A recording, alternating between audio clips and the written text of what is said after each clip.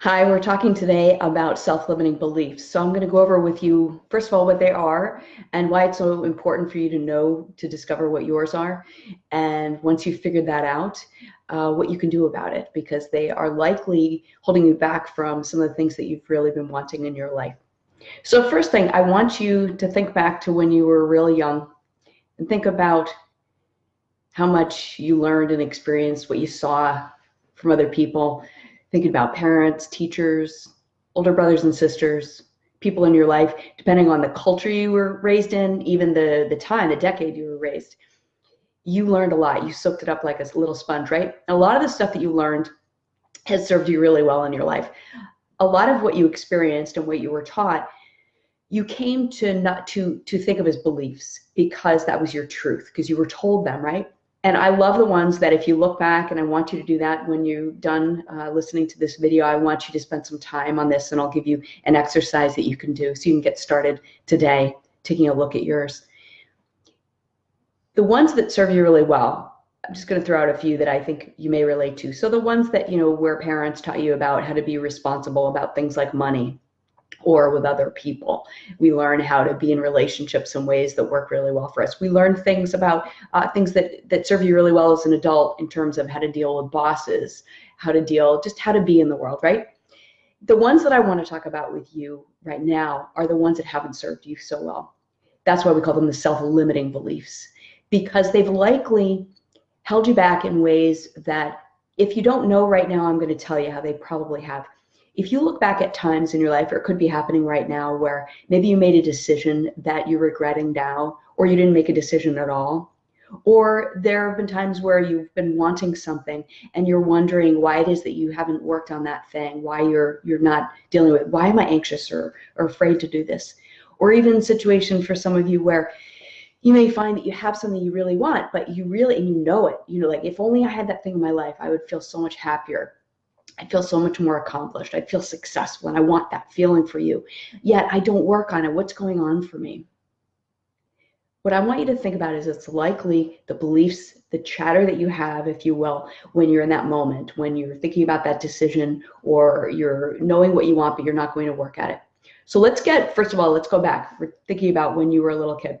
What I want you to do, and you'll do this after you finish listening to me, you can get pen and paper out, jot some things down, spend some real quality time with this. I want you to go back and pay attention to the things that you tell yourself about sort of how you operate in this world. What I mean by that, I'm going to give you a few examples. There's some people that find once they do these exercises, they learn things like, wow, I feel like whenever I go to do something that really means something to me, what holds me back is that I don't have enough. And you fill in the blanks for you. It could be time, it could be money, it could be energy.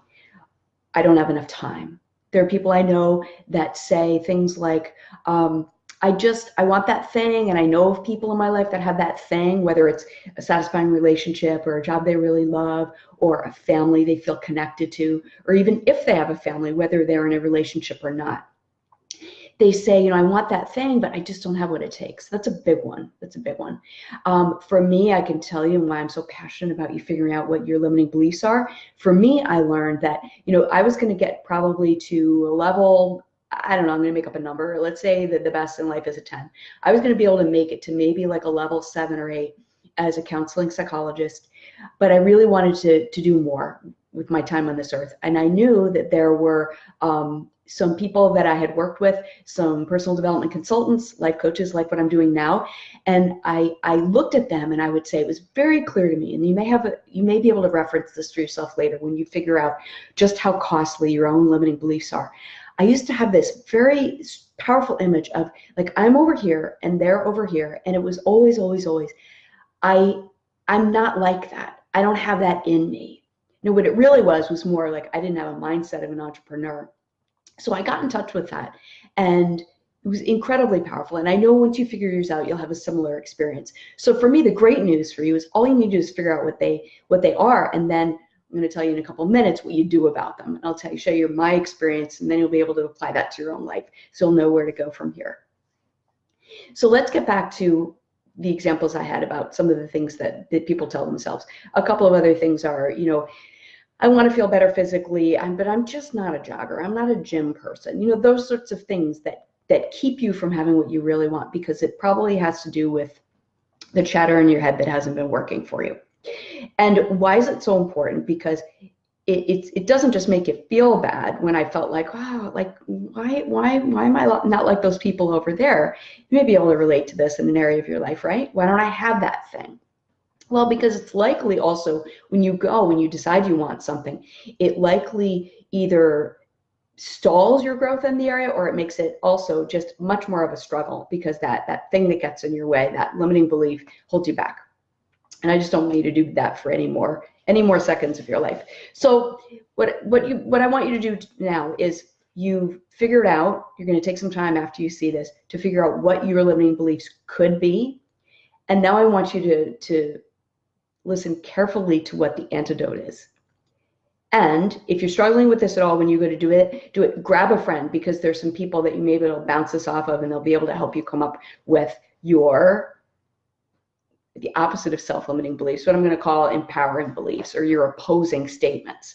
So just like I talk to you a lot at Coaching with Dr. Leo Descalchi about our self-talk and how powerful that is, same thing's going to apply here. What you do is, once you've figured out, and by the way, some people only have one or two limiting beliefs that have really been running the show for way too long. You don't have to have a long list. You may have one that you'll notice, wow, that shows up every time I'm trying to be up to big stuff, or I'm a little nervous about something, or I want to make a big decision. And that is the thing that always gets in my way.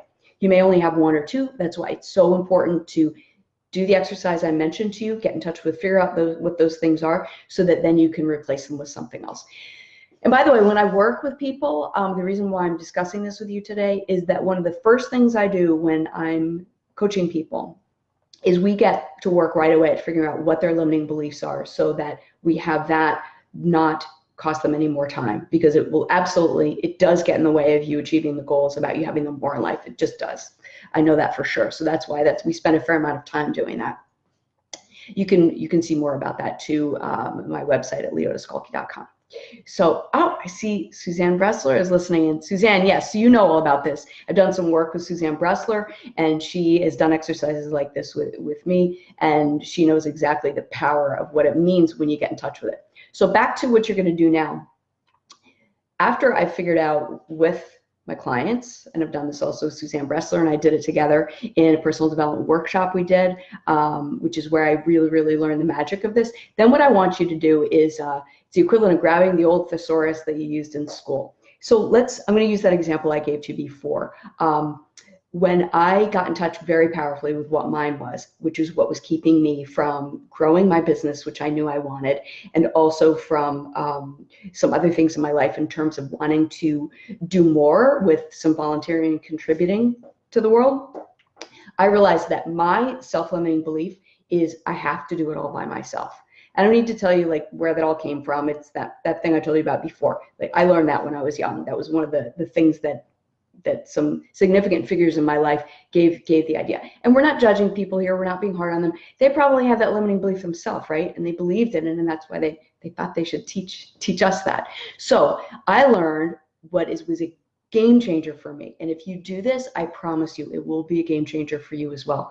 I learned that the more empowering belief, the opposing belief, is I achieve more when I ask for support. And it plays out. And I can tell you, if you do this, whenever you get stuck again, or unsure, or feeling like you're stalling on something, you bring that new statement in that you have in your toolbox, I like to call it, and it is powerful. It's really magical. It makes a lot of difference. So that said, what I want you to do is, you've got your it's the equivalent of a thesaurus. I want you to look at whatever your limiting belief is. So let's say a person says, look, I don't have enough time. The opposing belief could look something like, I have the ability to generate that time. I have the ability to create that time in my life. Something like one of the other examples, and you can check this out on my blog too, I go into a lot more depth. Another one would be, I don't have what it takes. Let's say you want to get a degree and nobody in your family has one, and you just have no reference point. The opposing belief, the opposing statement they would bring in would be, I can figure this out. I've never done it before, but I can talk with people who have done that and I can figure this out. It's always, always, always tapping into what's in you. It's always been in you, but that self-limiting chatter has gotten in the way. So really, when you do this, I want you to do it whether you're using a computer or you're doing paper and pencil. I want you to get connected. You may want to write down the few limiting beliefs you have and generate the positive, because what you're going to do is the next time you find yourself in a situation where you're either not making a decision at all or you want to make one, but there's a part of you it's saying, no, I'm afraid, I'm nervous. I bet you money that limiting belief that's been operating the show for you has shown up, and you want to come in powerfully, which we always do with all of our negative self-talk. We want to have, if you will, like your arsenal of opposing statements, or your toolbox of phrases that work, because it's incredibly powerful. It gets you tapped into that forward moving thought, which is, I have what it takes. I have everything in me to make this happen. Really, really works, folks. For more information, I know I mentioned my website. You can also check how you can reach me, because we could, if you're interested in figuring this out for yourself, doing a deeper dive with it, I can help you with that. I want you to really do this exercise, follow through, because it's a game changer. It really is. We're talking about no longer letting those limiting beliefs run the show. You get to run the show with only the positive beliefs, because it opens up a world of possibilities. Take care.